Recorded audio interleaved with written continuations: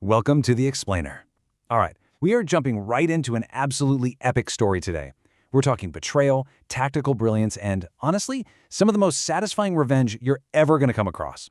We'll be breaking down the journey of a man who takes all the lethal skills from his past and just unleashes them on a corrupt underworld, one calculated move at a time. It's not just a story about throwing punches, It's a literal masterclass in strategy, building up resources, and psychological warfare. So if you love seeing a mastermind totally outsmart his enemies before they even know what hit him, you are in the exact right place. Think about this for a second. What if you had the lethal expertise of a seasoned Special Forces operative, but you were suddenly trapped in the body of a high school student? Well, that is exactly the wild situation our protagonist, Jiang Shan, finds himself in.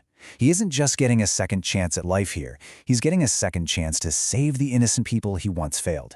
See, his biggest regret in his previous life was freezing up, just completely paralyzed by fear when a classmate was attacked, which led to an absolute tragedy.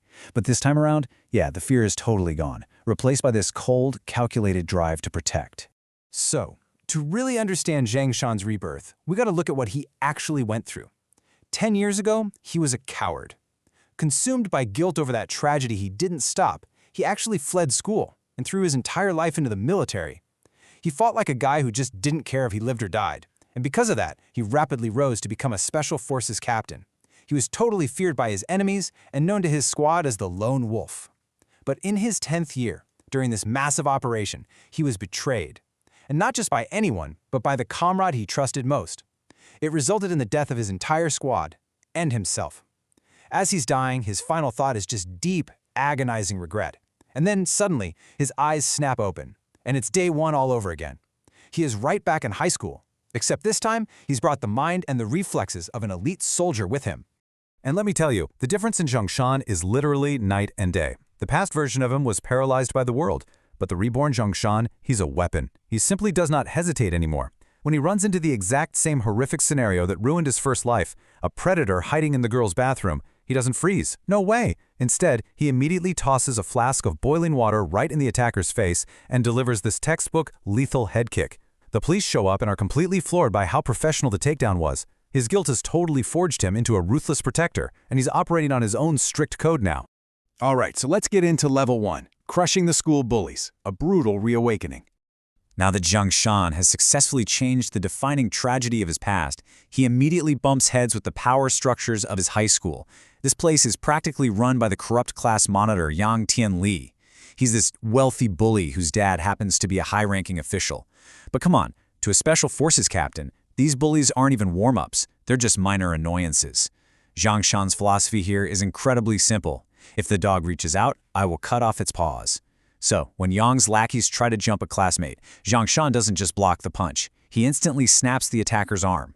It's brutal, but he operates with zero fear. Even when the school administration and these corrupt cops try to pressure him into apologizing to Yang, Jiang Shan literally just laughs in their faces.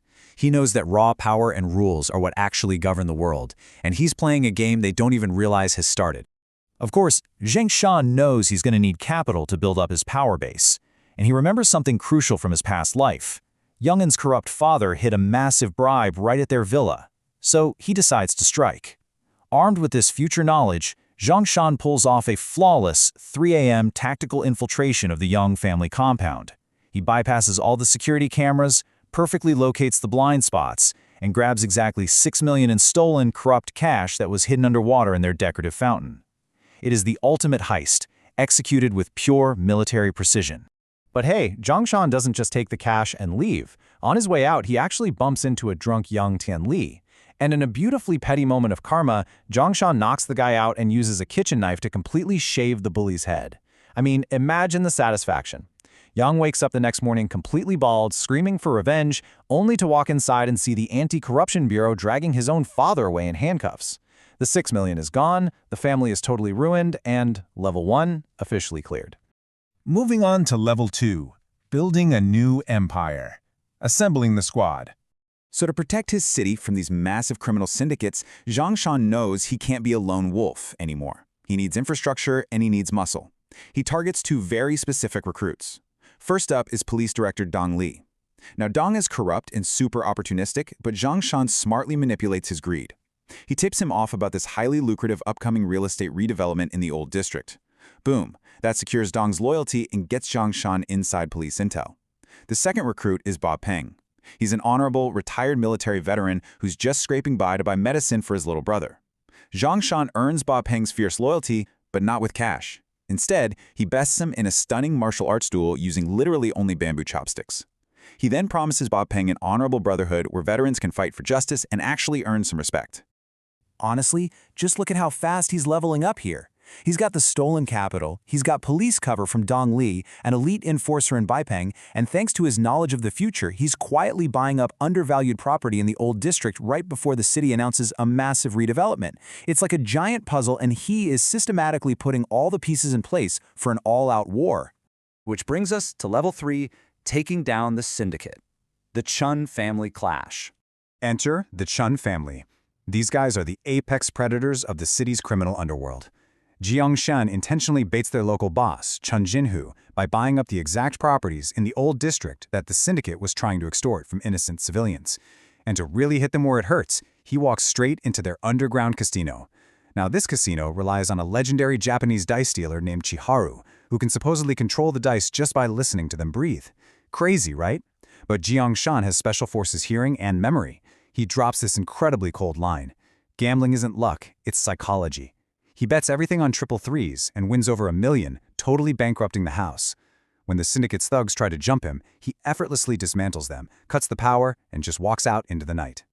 Obviously, the syndicate pushes back and tries to assassinate Zhang Shan's friends. Big mistake. Huge. Tapping into his new intelligence network, Zhang Shan tracks their operations to a heavily guarded warehouse. And this is where his tactical brilliance really shines. Step 1, his team uses tree cover to cut the power and blind the cameras. Step 2, he and Baipeng quietly infiltrate through the rusty drainage system. And Step 3, they secure the area. They literally move like ghosts, taking down guards with silent precision. It is an absolute masterclass in urban infiltration. But man, what they actually find inside that warehouse justifies every single brutal tactic Zhang Shan has used so far. The horrific truth is uncovered. Behind those heavy iron doors aren't just kidnapped people, it's a massive organ trafficking and matching ring. You've got lab-coated doctors treating human beings like livestock for the wealthy. It's a terrifying reality, but Zhang Shan stays ice cold. He prioritizes photographing all the evidence first before he and Baipeng violently tear through the syndicate's thugs to rescue the hostages. As you'd expect, the fallout from this raid is absolutely massive. Zhang Shan's squad is completely victorious. They secured the hostages and the hard drives. Director Dong Li and his police look like absolute heroes to the public and even form a special task force. But the Chun family, they are completely exposed. The huge financial loss and public scandal forces the syndicate heir to brutally punish his own local boss.